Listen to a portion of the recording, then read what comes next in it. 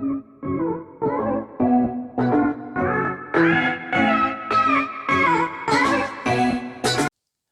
everyone, welcome to the physics class. We were discussing the chapter waves and we have reached to the topic. Today's topic is reflection of waves.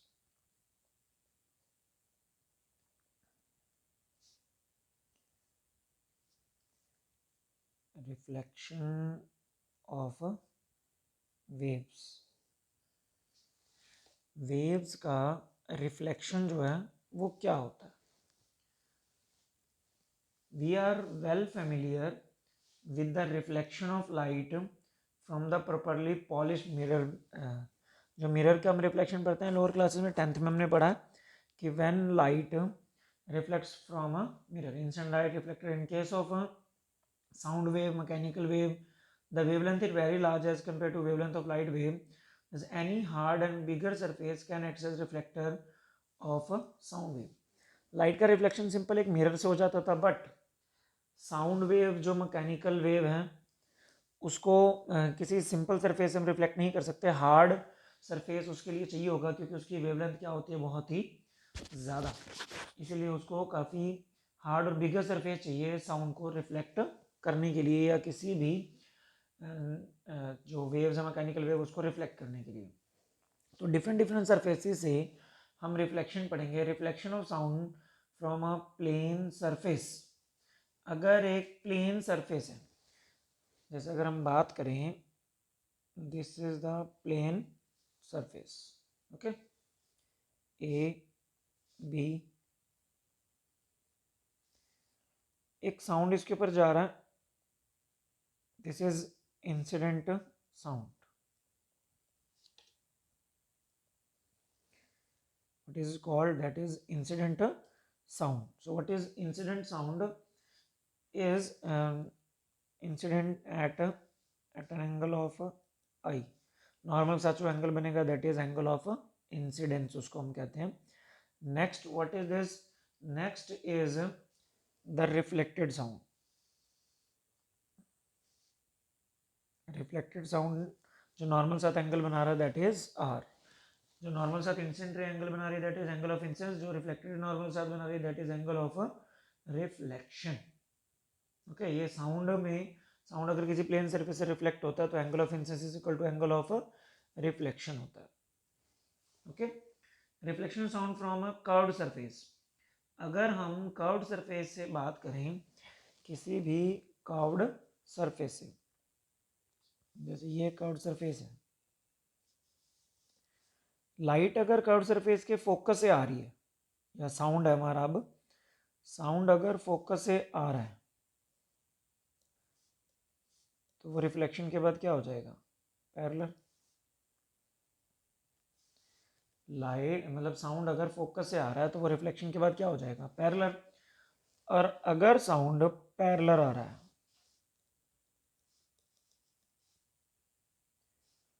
अगर sound curved surface पे क्या आ रहा है, parallel, तो वो कहाँ हो जाएगा, तो रिफ्लेक्ट उसको वो फोकस पे कर देगा. तो कर्व्ड सरफेस से अगर हम बात करें कि अगर फोकस से आ रहा है, साउंड का जो सोर्स है वो फोकस पे पड़ा है, तो फोकस से आने के बाद वो रिफ्लेक्शन के बाद पैरेलल हो जाएंगी. अगर पैरेलल आ रही हैं तो कहाँ पे आके मिलेंगी, वो फोकस पे आके कन्वर्ज हो जाएगा, जो भी साउंड है वहाँ पे मिक्सअप हो जाएगा. ओके, उसके बाद हमने उसको साउंड किसी भी ट्यूब के जरिए हम अपने ईयर तक भेज सकते हैं. Next is reflection of wave at a rigid boundary और अ क्लोज्ड एंड. मान लो क्लोज्ड एंड है जिससे साउंड टकरा के क्या आ रहा है, वापस आ रहा है. तो हम जो अब पढ़ने जा रहे हैं वो है क्या, थर्ड, ये था फर्स्ट प्लेन सरफेस, ये बी जो था कर्व्ड सरफेस, अब सी आ रहा है reflection at a rigid boundary.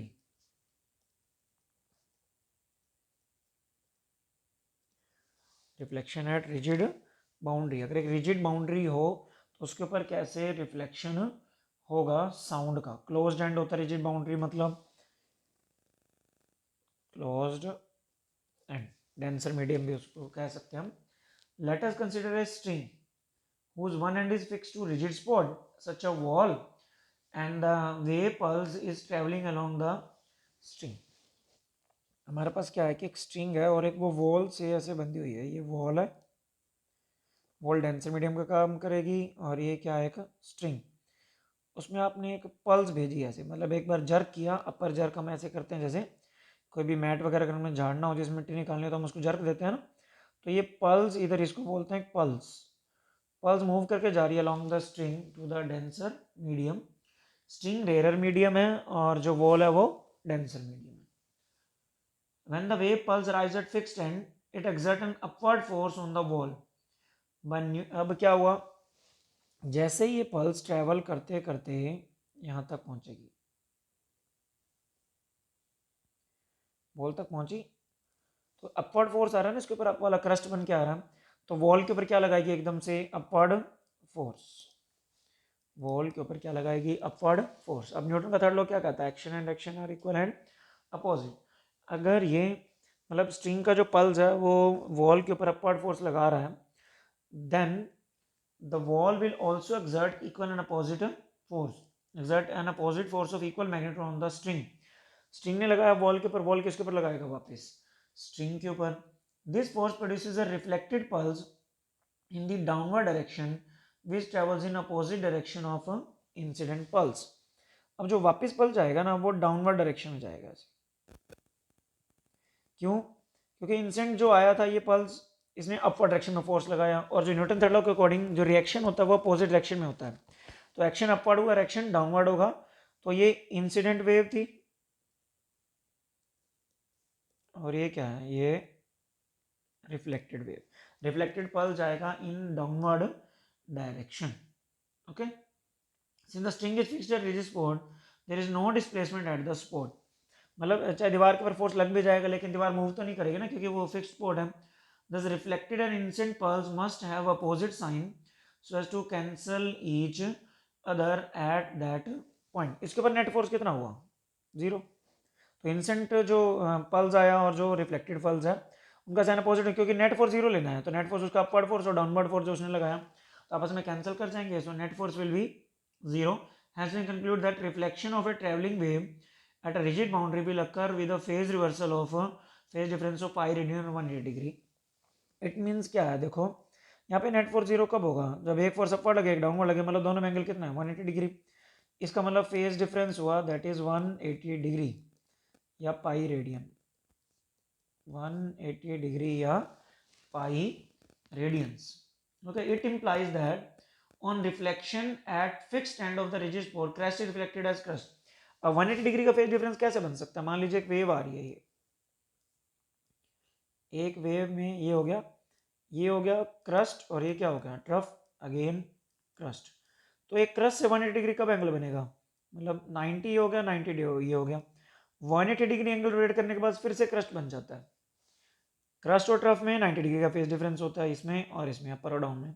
तो 180 डिग्री का मतलब इसके बाद 90 यहाँ पे और फिर 90 यहाँ पे, इसका मतलब क्रस्ट के बाद क्या आ गया क्रस्ट। इसका मतलब अगर क्रस्ट आएगा, अगर पल्स क्रस्ट आ रहा है तो रिफ्लेक्टेड भी क्रस्ट ही जाएगा। मतलब अगर वैसे तो हम साउंड की बात कर रहे हैं, साउंड एक लॉन्गिट्यूडनल वेव है और लॉन्गिट्यूडनल वेव में क्रस्ट ट्रफ नहीं होते, कंप्रेशन रेयरफेक्शन होते, तो इट मीन्स अगर रेयरफेक्शन आ रहा है तो रेयरफेक्शन ही रिफ्लेक्टेड होगा, और कंप्रेशन आ रहा है तो कंप्रेशन रिफ्लेक्टेड होगा अगर रिजिड बाउंड्री है। तो अगर हम इस तरह से बना भी दें कि अगर ये इस तरफ क्या आ रहा है, इस तरफ आ रहा है कंप्रेशन, तो वापस भी क्या आ जाएगा कंप्रेशन, और रेयरफेक्शन आ रहा है तो वापस भी क्या आ जाएगा rarefaction, because there is a phase difference of 180 degree. When the reflection is almost complete, the intensity and hence amplitude of reflected wave are the same as those of incident। तो जो reflected wave है उसकी intensity amplitude same as incident wave जैसा ही हो जाएगा। तो ये तो था अगर closed end पे अगर ऐसा हो तो, अगर reflection हो sound का। अब हम बात करते हैं reflection of wave at open end।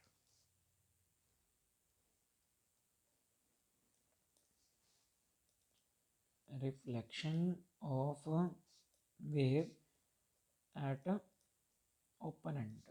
अगर ओपन एंड हो तो उसमें जो वेव्स का रिफ्लेक्शन है वो कैसे होगा रेयर मीडियम पे। तो इसके लिए आपको क्या है, एक स्ट्रिंग है आपके पास, स्ट्रिंग एक रिंग के साथ बंधी हुई है, ऐसे एक रिंग है और ये एक रॉड है, जैसे एक ये रॉड होगी, ये पेन, इसके अंदर एक रिंग बनी हुई है ऐसे, और इसी रिंग के साथ में धागा बना हुआ, तो रिंग इसमें कहाँ जा सकती है, इसमें ऊपर और नीचे मूव कर सकती है। तो जैसे हमने इसमें पल्स अपर जर्क दिया मान लो, तो एक पल्स ऐसे जाएगी रिंग के ऊपर, तो रिंग कहाँ जाएगी, रिंग अपवर्ड जंप करेगी, जैसे ही एंड पे पहुंचेगा तो रिंग कहाँ करेगी, अपवर्ड जंप करेगी। जैसे रिंग अपवर्ड जंप करेगी तो स्ट्रिंग भी उसके साथ खींचेगी ऊपर की तरफ। इसका मतलब उसमें क्या था, क्लोज एंड में अगर पल्स अपर आती थी तो जो दीवार थी वो रिजिड थी, वो मूव नहीं कर सकती थी, तो वो अपोजिट भेजेगी तभी नेट फोर्स जीरो होगा। इसमें नेट फोर्स तो जीरो है नहीं, ये ऊपर की तरफ मूव कर रहा है, तो रिफ्लेक्टेड रेट भी अपवर्ड ही बनेगी। इट मीन्स क्या है कि इसमें फेज डिफरेंस नहीं होता, there is no phase difference. Okay, तो जनरली जो फेज डिफरेंस होता है वही रहता है। तो इट मीन्स अगर फेज डिफरेंस 180 का हो तो क्या था, कंप्रेशन आता है, कंप्रेशन वापस जाएगा, रेयरफेक्शन आएगा, रेयरफेक्शन जाएगा। बट इन दिस केस अगर आ रहा है कंप्रेशन, ये ओपन फेज कैसे दिखाते हैं हम इसको, अगर आ रहा है कंप्रेशन तो वापस क्या जाएगा, दैट इज रेयरफेक्शन। अगर कंप्रेशन जा रहा है तो वापस क्या आएगा, रेयरफेक्शन। विदाउट फेज डिफरेंस का मतलब एक वेव के दो पार्ट होते हैं, एक कंप्रेशन और एक क्या होता है, rarefaction. Okay, now we are going to represent mathematically the reflection of waves.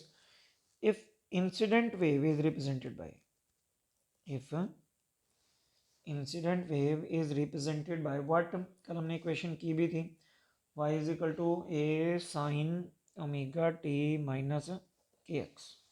ये इंसिडेंट वेव की क्या होगी, equation. Okay, on reflection at rigid boundary the direction of motion get reverse in phase change of pi radian. तो अगर rigid boundary है, हमने पढ़ा भी है, अगर रिजिड बाउंड्री है तो फेज डिफरेंस कितना आता है, दैट इज 180 डिग्री या pi radian.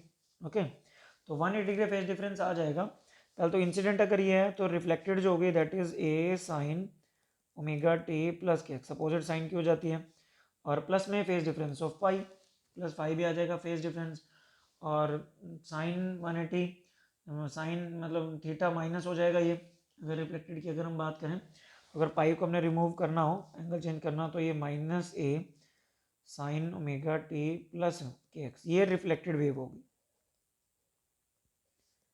This is reflected wave, ये रिफ्लेक्टेड वेव है, ये इंसिडेंट वेव है। Okay, reflected wave, incident wave. और अगर ये तो था भी, अगर हार्ड पे हो तो मतलब रिजिड पे हो, अगर ओपन बाउंड्री ओपन सरफेस हो तो ओपन बाउंड्री तो क्या बनेगा, y is equal to a से फेज डिफरेंस होता नहीं, तो y is equal to a omega t a sine omega t plus k x ही रहेगा। तो मतलब इसमें माइनस आ जाता है, इसमें प्लस आ जाएगा, इसमें माइनस ही रहेगा, इसमें सेंटर माइनस होता है, इन दोनों में प्लस होता है। लेकिन अगर माइनस आ गया तो रिजिड बाउंड्री अगर मतलब ओपन बाउंड्री है तो उसमें माइनस नहीं आएगा। So this is the equations of reflected and incident wave. Now next topic is based on this principle of superposition. Topic is principle of superposition of waves. Waves का principle of superposition. Superposition principle क्या होता है, देखो अब, when a wave travels through space it maintain its indivisibility, मतलब space में अगर wave चलती है तो वो अकेली चलती है। So when a number of waves travel through a region at the same time, अगर एक ही जगह पे नंबर ऑफ वेव्स अगर ट्रैवल कर रही है एक ही जगह पे, each time wave travels independently of the others, it is because of this reason that so many different instruments playing simultaneously full orchestra, we can still identify the note produced by an individual instrument. An important consequences of the independent bear of weight as the principle of superposition, मतलब superposition principle ये कहता है कि अगर एक system में एक ही time पे नंबर ऑफ वेव्स ट्रैवल कर रही हो तो उनसे मिलके क्या बनती है, एक रिजल्टेंट वेव, उनसे मिलके क्या बनेगी, एक रिजल्टेंट वेव। तो सुपरपोजिशन प्रिंसिपल की स्टेटमेंट क्या है, it state that resultant displacement of a particle at any point,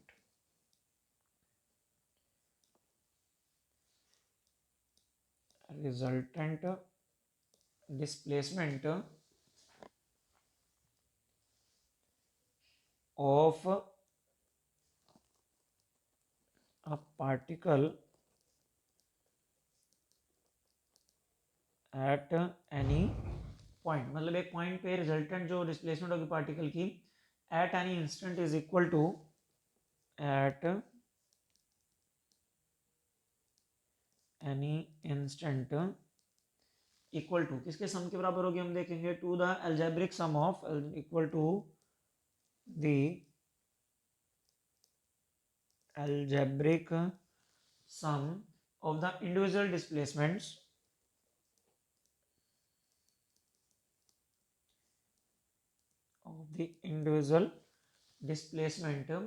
caused to the particle by two or more waves,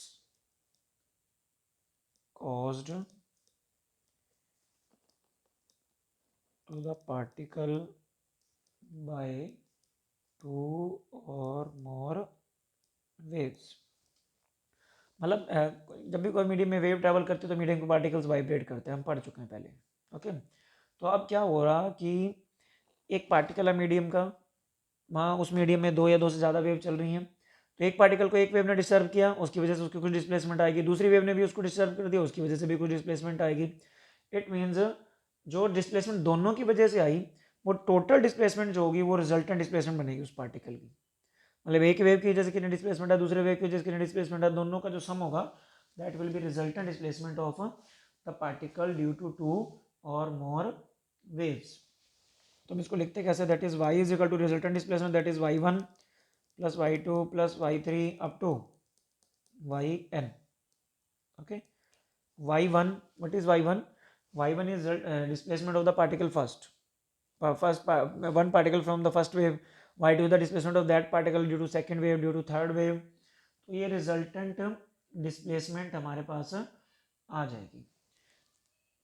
हम इनकी इक्वेशंस भी लिख सकते हैं, जो इक्वेशन होती है इसकी, ठीक है, दिस इज कॉल्ड रिजल्टेंट. अगर डिस्प्लेसमेंट की जो इक्वेशन लिखना चाहें तो इक्वेशन की टर्म में भी हम इसको रिप्रेजेंट कर सकते हैं. ओके, तो अगर दो पल्स ट्रैवल कर रहे हैं इक्वल मैग्नीट्यूड के सेम डायरेक्शन में, ये इधर जा रहा है टूवर्ड्स ईच अदर, सॉरी ऐसे हैं, तो इसकी डिस्प्लेसमेंट y1 है, इसकी डिस्प्लेसमेंट y2 है, तो नेट डिस्प्लेसमेंट क्या बनेगी, that is y1 plus y2. लेकिन अपोजिट डायरेक्शन में अगर ट्रैवल कर रहे हैं, कैसे जा रहा है और दूसरा ऐसे आ रहा है, तो इनकी डिस्प्लेसमेंट अगर हम बात करें जब ये सेंटर पे आ जाएंगे तो एक दूसरे की डिस्प्लेसमेंट को माइनस करेंगे, ऊपर y1 है नीचे y2 है, तो नेट डिस्प्लेसमेंट क्या बनेगी, that is y is equal to y1 minus y2, y is equal to y1 plus y2 और इधर y1 माइनस y2. तो ये प्रिंसिपल ऑफ सुपरविजन, अगर दो वेव्स आपस में क्या करती हैं, सुपर इम्पोज. ओके, सुपरविजन का जो प्रिंसिपल है वेव्स का, that will be used in the phenomena of interference of waves.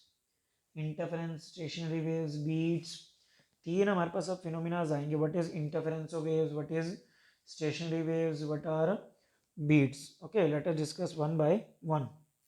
Supervision principle की जो पहली एप्लीकेशन होती है that is interference of wave, लेकिन इंटरफेरेंस आपके पास आएगा +2 में.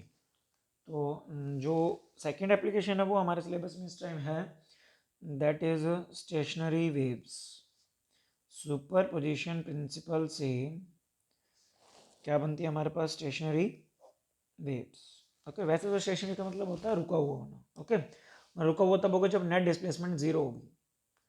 रुका हुआ कब होगा, जब नेट डिस्प्लेसमेंट क्या होगी, zero. whenever two waves of same frequency, two waves of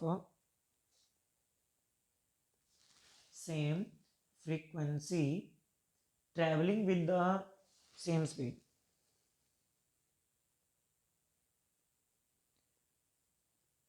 traveling with the same speed in opposite direction.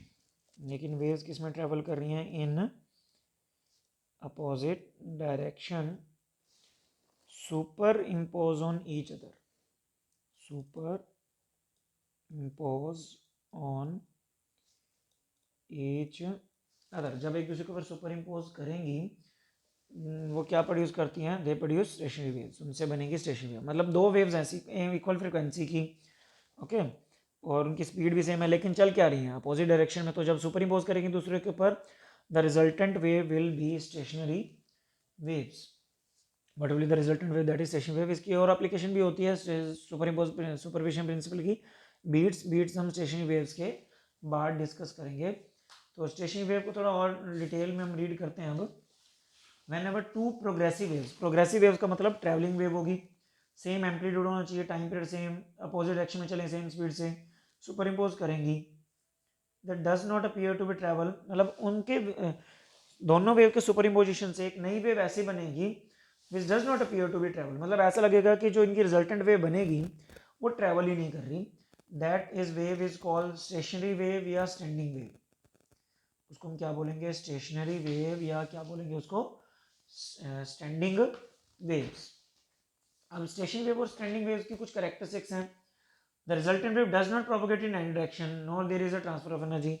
अब जो दो वेव्स हैं अगर वो अपोजिशन मतलब सेम स्पीड की है लेकिन डायरेक्शन अपोजिट है, सुपर इम्पोज करेंगी तो कैंसिल आउट कर जाएंगी, net displacement will be zero. उसका मतलब वो मूव नहीं करेंगे किसी डायरेक्शन में।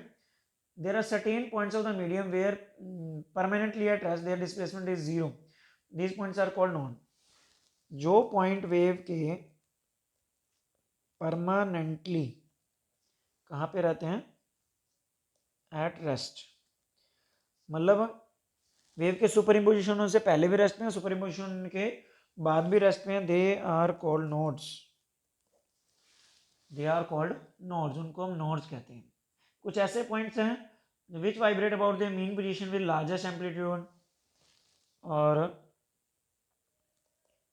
अनदर जो पॉइंट कुछ ऐसे होंगे vibrate with largest amplitude, they are called antinodes, they are called antinodes. Okay, the position node antinode do not change with the time because this reason such wave is called, मतलब जो nodes है वो वहीं के वहीं रहेंगे, जो anti nodes है वो वहीं के वहीं रहेंगे, उनकी पोजीशन टाइम के साथ चेंज नहीं होगी। इस तरह की वेव्स क्या कहलाती हैं, दैट इज स्टैंडिंग वेव और stationary wave.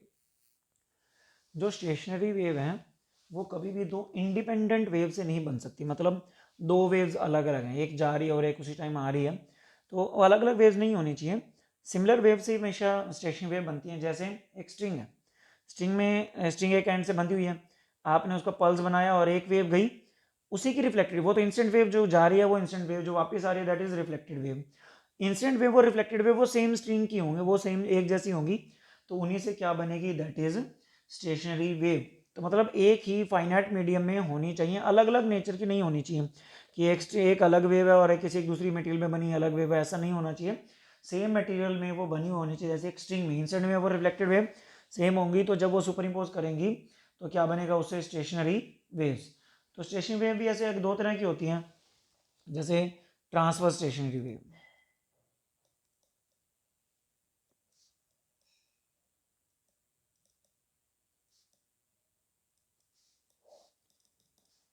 Transfer stationary wave. तो इसका मतलब अगर दोनों वेव्स इंसिडेंट भी और रिफ्लेक्टेड वेव दो बोथ ट्रांसवर्स वेव हो, वो ट्रांसफर वेव कौन कौन सी, इंसिडेंट भी और रिफ्लेक्टेड वेव भी अगर ट्रांसवर्स वेव हो तो they are called transverse stationary wave. और सेकंड होती है longitudinal stationary wave, both longitudinal waves, अगर दो सुपरइम्पोज करने वाली लॉन्गिट्यूडनल वेव्स हो तो लॉन्गिट्यूडनल स्टेशनरी वेव, और अगर दोनों ट्रांसफर होगी that is called transverse stationary wave. Now we are going to discuss analytical treatment of stationary wave, मतलब mathematical treatment.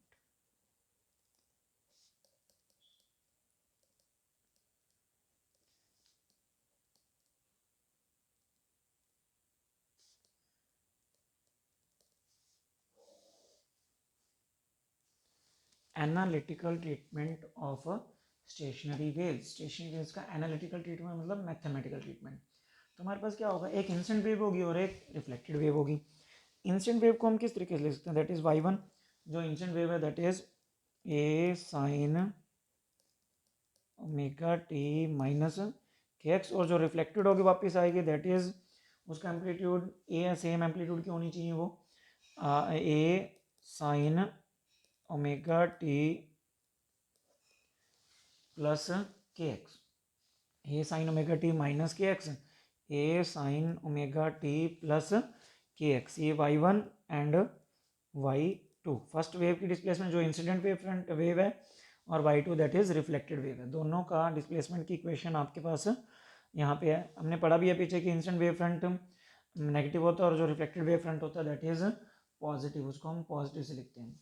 तो जब ये दोनों वेव सुपर इम्पोज करेंगी तो रिजल्टेंट डिस्प्लेसमेंट क्या बनेगी, that is y1 plus y2। अगर हम इनकी वैल्यू यहाँ रखें, y1 की वैल्यू रखी that is a sine omega t minus k x plus A sine omega t plus k x. Okay, दोनों की हमने वैल्यू रखी।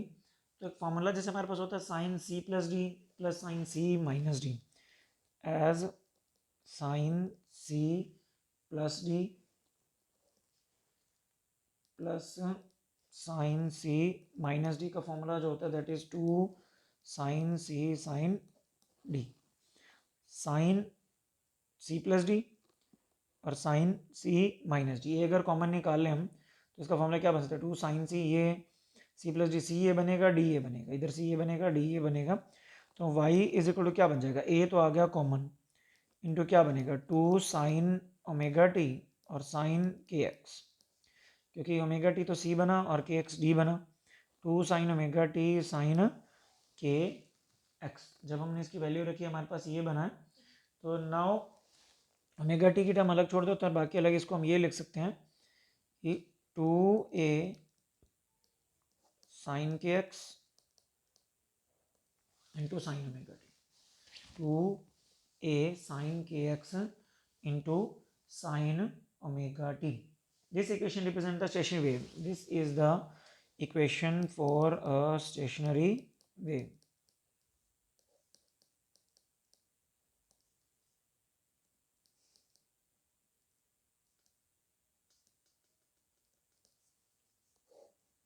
This is the equation for a stationary wave. ये stationary wave की equation है।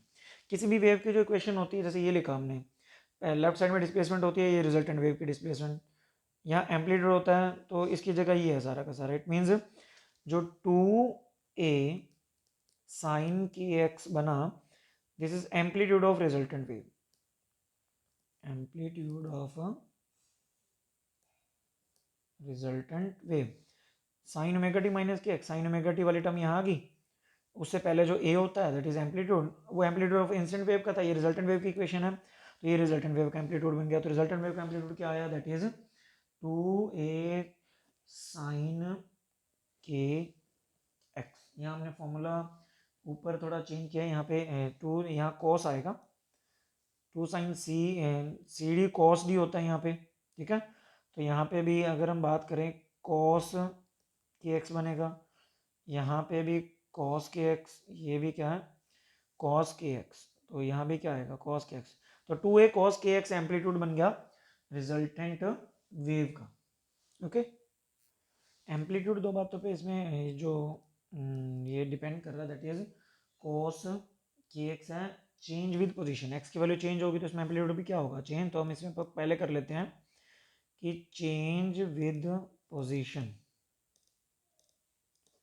Change with position x, जो x है अगर वो चेंज होगी तो उसके साथ में क्या क्या होगा, तो एम्पलीट्यूड कहाँ जीरो होगा, amplitude will be zero only when cos k x is equal to zero, cos k x is equal to zero. और cos कहाँ पे जीरो है वो हमने देखना है।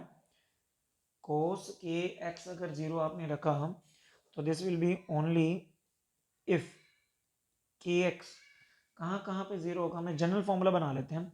वैसे तो अगर देखें cos 90 पे जीरो होता है तो के एक्स 90 होना चाहिए सबसे पहले, ठीक है।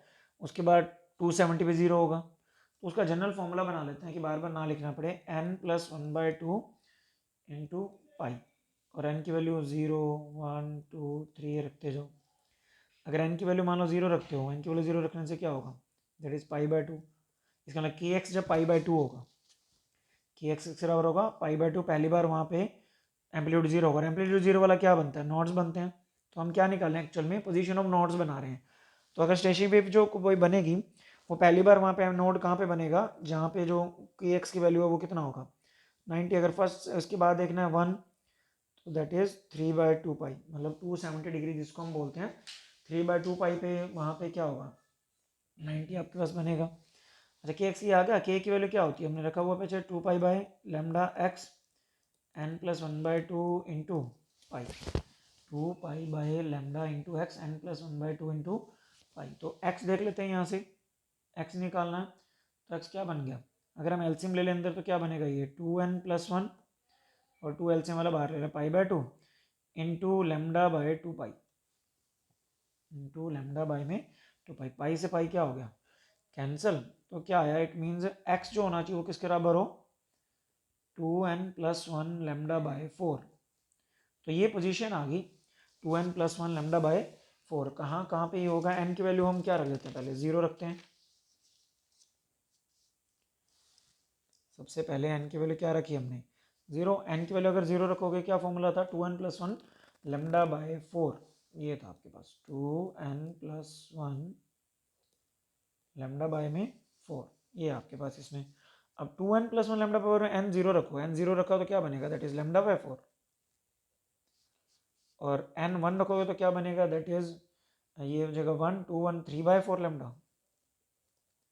तो इट मीन्स ये क्या हम निकाल रहे हैं जहाँ पे एम्पलीट्यूड 0 होगा, मतलब इन पोजीशंस पे लेमडा होती है वेवलेंथ। अब जैसे बात करें ये एक वेव है, ठीक है, सेशन वेव तो नहीं है, एक वेव है। तो पहली बार नोड कहाँ बनेगा लेमडा बाय 4 पे, ये पूरी यहाँ से यहाँ तक लेमडा लेंथ होती है, यहाँ तक क्या होगा ये लेमडा बाय 2 हुआ, और यहाँ से यहाँ तक ये क्या हुआ तो उसका फोर्थ पार्ट हुआ दैट इज लेमडा बाय 4। तो पहली बार नोड यहाँ बनना चाहिए इट मीन्स, ठीक है। उसके बाद 3/4 लेमडा 3/4 लेमडा यहाँ पे बनेगा। तो नोड्स कहाँ कहाँ पे बनेंगे उसकी पोजीशन हमने ये कैलकुलेट की है। इसके बाद अगर हम देखना चाहें कि एंटी नोड्स क्या बनेंगे, एंटी नोड कहाँ बनेंगे, तो एम्पलीट्यूड उसमें मैक्सिमम होना चाहिए, amplitude will B maximum. Amplitude कब मैक्सिमम होगा दैट इज कोस के एक्स की वैल्यू मैक्सिमम होनी चाहिए, और मैक्सिमम वैल्यू होती है एक तरफ +1 एक तरफ माइनस को, तो मतलब कोस की वैल्यू जो है जी -1 से 1 के बीच में ऑसिलेट करती है, -1 लेफ्ट साइड में मैक्सिमम और +1 अपने राइट साइड में मैक्सिमम, और मिनिमम उसकी वैल्यू जो हमने कर दी वो 0 ले ही चुके हैं। तो अगर हम इसमें +1 -1 देखना चाहें तो ये कहाँ पे आएगा, only if k x is equal to n pi, k x is equal to n pi, n is 0 1 2 3 ये चलता जाएगा। तो एन को हम देख सकते हैं अभी पहली बार ये कहाँ पे होगा, इसके लिए भी के 2 पाई बाय लेमडा हम पुट कर दें, k 2 pi by lambda into x is equal to n pi. So x is equal to n pi into lambda by 2 pi, pi से pi cancel, so x is equal to n lambda by 2। N की value 0 रखो, N की value 0 का मतलब पहली बार anti node कहाँ बनेगा, N की वैल्यू 0 रखोगे तो एक्स 0, ठीक है, तो एक्स 0 पे बनेगा। इसके बाद एन की वैल्यू 1 रखो तो x is equal to lambda by 2, ऐसे ही एन की वैल्यू 2 रखो, सेकंड मतलब नोड थर्ड नोड कहाँ बनेगा दैट इज 3/2 लेमडा। तो अगर हम देखें वेव में कि कहाँ पे एंटी नोड बनेगा, तो एक्स इज इक्वल टू 0 पे यहाँ बनेगा एंटी नोड, और ये तो सिंपल वेव बना रहा हूँ, जनरल जो स्टैंडिंग वेव बनेगी उसमें, और लेमडा बाय 2 पे बनेगा, और फिर 3/2 लेमडा मतलब 1.5 वेव पे बनेगा। तो इन पे सभी पे क्या बनेंगे एंटी नोड्स, ये एंटी नोड की पोजीशन है। यहाँ क्या क्या बनेंगे दैट इज एंटी नोड्स, इन पॉइंट्स पे एंटी नोड बनेंगे। Okay, now we are going to explain standing waves in a string. अगर एक स्ट्रिंग में स्टैंडिंग वेव्स अगर हमने बनानी हो तो कैसे एक स्ट्रिंग में स्टैंडिंग वेव बन सकती हैं, लेट अस डिस्कस। स्ट्रिंग में भी दो केसेस बनते हैं। तो फर्स्ट जो हमारा केस है दैट इज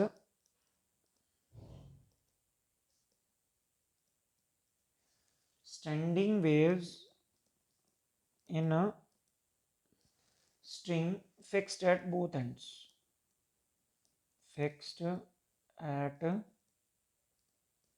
both ends। अगर एक स्ट्रिंग है वो दोनों एंड्स पे बंधी हुई है, जैसे ये ऐसे, ये एक स्ट्रिंग है और स्ट्रिंग बोथ एंड्स पे बाउंड है, बंधी हुई है। तो उसमें कैसे स्टैंडिंग वेव बनेगी उसके बारे में हम डिस्कस करते हैं।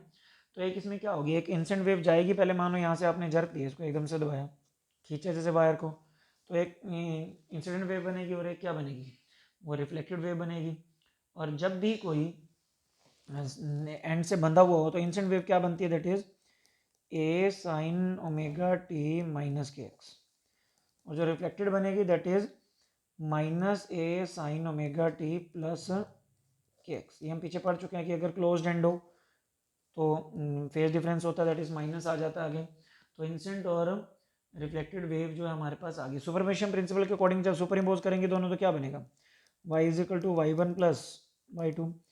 तो a sine omega t minus k x, अगर प्लस में ये करें यहाँ क्या आएगा, माइनस आ जाएगा अगर हम जब इसकी वैल्यू रखने बैठेंगे तो, ठीक है, minus a sine omega t plus k x. तो एक प्लस की टर्म हुई, एक क्या हुई माइनस की। ए इनमें से कॉमन आ रहा है, तो ए अगर कॉमन आ रहा है तो हम इसमें क्या करेंगे, कोई भी पहले लिख दो वैसे तो कोई दिक्कत नहीं है। ए कॉमन निकाल के sign omega t minus k x minus sign omega t plus k x, ये आपके पास बना। तो अब जो नेक्स्ट होता है that is sine C minus sine d. ये साइन सी बना, या इसको साइन सी मान लो अगर बाहर माइनस लगाते हो तो। अगर बाहर आपने माइनस के साथ में चलना है, कि बाहर आपने माइनस लगाना है, तो प्लस वाली टर्म पहले आ जाएगी और माइनस वाली बाद में आ जाएगी, ठीक है। बाहर माइनस वो एज इट इज़ आंसर तो सेम ही बन जाता है। हम क्या करते हैं, इसमें बाहर माइनस लगा के इसको कर देते हैं प्लस, और ये क्या कर देंगे, ये माइनस है, मतलब प्लस वाली टर्म पहले माइनस वाली बाद में, एक ही बात हम बाहर माइनस कर दिया। साइन सी माइनस साइन डी का जो फॉर्मूला होता है वो होता है two cos c plus d by two, two cos c plus d by two sine C minus d by two, two cos c plus d by two sine C minus d by two. तो y is equal to minus a sine C minus sine d, omega t plus k x, तो sine सी, ये c बना ये d बना, तो two cos c plus d, मतलब इन दोनों को प्लस करना है, omega t plus k x plus omega t minus k x by में टू साइन सी माइनस डी, इसमें से ये माइनस करना है, ओमेगा टी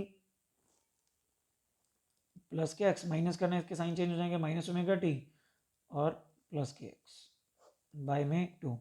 इधर माइन के एक्स से के एक्स कट गया, इधर ओमेगा टी से ओमेगा टी कैंसिल हो गया, ओके। तो हम इसके बाद क्या कर रहे हैं, तो हमारे पास बचा क्या, ये that is y is equal to minus है तो बाहर था ही टू कॉस, पहले वाले से क्या बचा ये देख लो, पहले वाले से बचा है that is two omega t by में टू, ये बचा टू ओमेगा टी बाय में टू।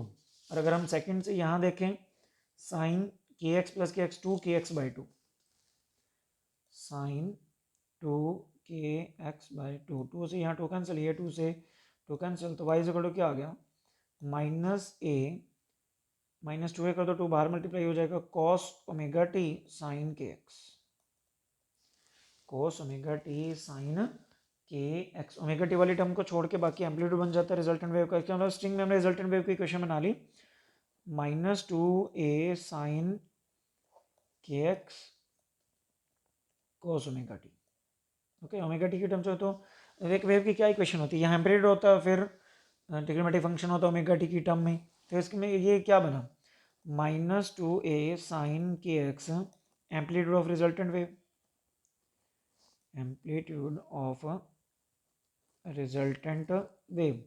रिजल्टेंट वेव का क्या बना एम्पलीट्यूड। अब फिर से हम वही नोड और एंटी नोड इसमें सर्च करेंगे कि नोड कहाँ बनेंगे और एंटी नोड्स कहाँ पे बनेंगे।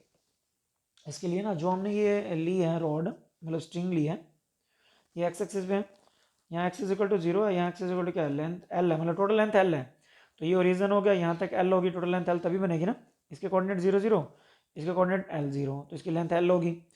तो एक्स जीरो का मतलब फर्स्ट लेफ्ट हैंड और एक्स एल का मतलब जो राइट हैंड है, बोथ हैंड पे ये बाउंड है, ये हम पहले ही देख चुके हैं। तो इसमें हम क्या करेंगे, देखो as stationary waves are formed from the end x is equal to 0 x must be nodes because they are kept जो भी हमेशा फिक्स्ड एंड होते हैं उन पे हमेशा नोड बनता है। जैसे ये स्ट्रिंग है, यहाँ पे एंड फिक्स्ड है, ये भी एंड क्या है, फिक्स है, तो यहाँ पे भी नोड बनेगा और यहाँ पे भी क्या बनेगा, नोड। तो फिक्स्ड एंड जो होंगे उन पे हमेशा और हमेशा क्या बनेगा, उन पे नोड ही बनता है। ओके, अगर हम इसमें बात करें कि जो ये एंड है ये तो नोड बनी गया, इसको हम प्रूव करते हैं भी कैसे नोड हुआ। तो हम क्या करते हैं, at one end of string, left hand की बात कर लें तो वहाँ एक्स क्या है, 0 है, इसमें एक्स 0 पुट करो, यहाँ इसी क्वेश्चन में एक्स 0 पुट करो, तो यहाँ एक्स 0 पुट करोगे तो क्या आएगा, साइन 0 0, तो वाई क्या आ गया, मतलब डिस्प्लेसमेंट 0 और डिस्प्लेसमेंट 0 तो क्या बनता है, नोड बनता है। इसका मतलब जो स्ट्रिंग का स्टार्टिंग पॉइंट है वहाँ पे नोड बनेगा। वैसे भी फिक्स्ड एंड जो होते हैं उन पे हमेशा नोड ही बनते हैं, अदर एंड पे भी नोड ही बनेगा। Eight other and of string, other and पे एक्स इज इक्वल टू क्या है, एल है, तो अगर हम ऊपर जो इक्वेशन है हमारी उसमें पुट कर दें इसमें एक्स की जगह एल, तो वाई इज इक्वल टू क्या आ गया, -2a sine k L cos omega t, -2a sine k L cos omega t, as this end is fixed, as this end is also fixed, ये end fixed है, तो अगर ये end fixed है तो क्या हुआ, एंड फिक्स्ड होके तो डिस्प्लेसमेंट 0 होती है एंड पे, so y will be 0, it means -2a sine k L cos omega t is equal to क्या है, 0 है, फिक्स्ड एंड पे डिस्प्लेसमेंट हमेशा 0 होती है, तो y 0 कब पॉसिबल है, if sine k l is equal to 0, sine k l is equal to क्या रख दिया, 0, और साइन के एल कब कब 0 होगा वो हम देखते हैं, साइन की value that is n pi, n pi के बराबर एन 0 1 2 3 चलता जाएगा, एन की वैल्यू 0 पुट करो तो आ जाएगा, इसका मतलब sign k l is equal to किसके बराबर हो, एन पाई के बराबर हो, तो हमारे पास जो वैल्यू आएगी that will be 0, sine k l is equal to sine n pi होगा। ओके, साइन से sine cancel, k l is equal to n pi के बराबर होना चाहिए, सो के क्या होता है, that is 2 pi by lambda l n pi, आपने लेंथ के टर्म में निकालना तो लेंथ के टर्म में निकाल लो, अगर लैम्डा की टर्म में निकालना तो लैम्डा की टर्म में निकाल लो, तो लैम्डा इधर ले जाओ, पहले तो पाई से पाई क्या होगा, कैंसिल लैम्डा इधर, सो 2l बाई में n, लैम्डा इज वेवलेंथ, तो वेवलेंथ कितनी होनी चाहिए, 2l बाई में n। अगर आप मतलब नोड्स चेक करना चाहते हो भी कहाँ पे नोड्स बनेंगे, तो दिस इज इन जनरल, मतलब जनरल फॉर्मूला बन गया एक स्ट्रिंग में नोड्स चेक करने के लिए भी, स्ट्रिंग में कहाँ कहाँ पे क्या बनेंगे, नोड्स बनेंगे। अब हम निकालते हैं कि स्ट्रिंग में फ्रीक्वेंसी कितनी होगी, तो जैसे स्ट्रिंग में वेलोसिटी का जो फॉर्मूला होता है, जब कोई भी वेव स्ट्रिंग में ट्रेवल करते है उसकी वेलोसिटी का फॉर्मूला दैट इज √T/m, ये वेलोसिटी आ गई।